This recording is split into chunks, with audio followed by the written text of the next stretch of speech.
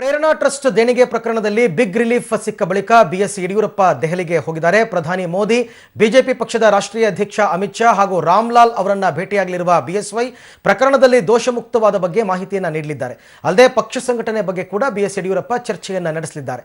ಯಡಿಯೂರಪ್ಪನವರಿಗೆ ಅರವಿಂದ್ ಲಿಂಬಾವಳಿ ಸಾಥ್ ನೀಡಿದ್ದಾರೆ. ಹಾಗೆಯೇ ಕಿಕ್ ಬ್ಯಾಕ್ ಪ್ರಕರಣದಲ್ಲಿ ಸಿಬಿಐ ವಿಶೇಷ ಕೋರ್ಟ್ನಿಂದ ಯಡಿಯೂರಪ್ಪಗೆ ಕ್ಲೀನ್ ಚಿಟ್ ಸಿಕ್ಕ ಹಿನ್ನೆಲೆಯಲ್ಲಿ ಅವರ ಸಹೋದರಿ ಪ್ರೇಮ ಮೈಸೂರಿನ ಚಾಮುಂಡಿ ಬೆಟ್ಟದಲ್ಲಿ ಚಾಮುಂಡೇಶ್ವರಿ ದೇವಿಗೆ ವಿಶೇಷ ಪೂಜೆಯನ್ನು ಸಲ್ಲಿಸಿದರು. ಬಳಿಕ ಮಾತನಾಡಿದ ಪ್ರೇಮ, ಸಂಕಷ್ಟಗಳೆಲ್ಲ ದೂರವಾಗಿದೆ, ಮುಂದೆ ಸಹೋದರ ಬಿಎಸ್ವೈಗೆ ಒಳಿತಾಗಲಿ, ರಾಜ್ಯದ ಮುಖ್ಯಮಂತ್ರಿ ಆಗಲಿ ಅಂತ ದೇವರಲ್ಲಿ ಪ್ರಾರ್ಥಿಸಿದ್ದಾಗಿ ಹೇಳಿದ್ದಾರೆ.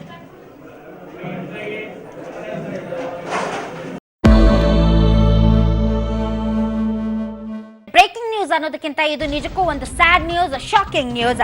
ಕಲ್ಲಪ್ಪ ಹಂಡಿಬಾಗ್ ತಮ್ಗೆಲ್ರಿಗೂ ಗೊತ್ತಿರಬಹುದು ವೀಕ್ಷಕರೇ. ಕಲ್ಲಪ್ಪ ಹಂಡಿಬಾಗ್ ಆತ್ಮಹತ್ಯೆಗೆ ಶರಣಾಗಿದ್ರು. ತುಂಬಾನೇ ಸದ್ದಾಗಿತ್ತು ಆ ಆತ್ಮಹತ್ಯೆ ಪ್ರಕರಣ. ಅವರ ಸಹೋದರ ಈಗ ನೇಣು ಬಿಗಿದುಕೊಂಡು ಆತ್ಮಹತ್ಯೆ ಮಾಡಿಕೊಂಡಿದ್ದಾರೆ. ಬಾರಿ ವಾಚ್ ಗಿಫ್ಟ್ ಪ್ರಕರಣದ ನಂತರ ಯಾವುದೇ ಗಿಫ್ಟ್ ಸ್ವೀಕರಿಸಲು ಭಯವಾಗುತ್ತೆ ಅಂತ ಅರಮನೆ ಮೈದಾನದಲ್ಲಿ ನಡೆಯುತ್ತಿರುವ ಸುರಾಜ್ಯ ಸಮಾವೇಶದಲ್ಲಿ ಸಿಎಂ ಹೇಳಿಕೆಯನ್ನ ನೀಡಿದ್ದಾರೆ.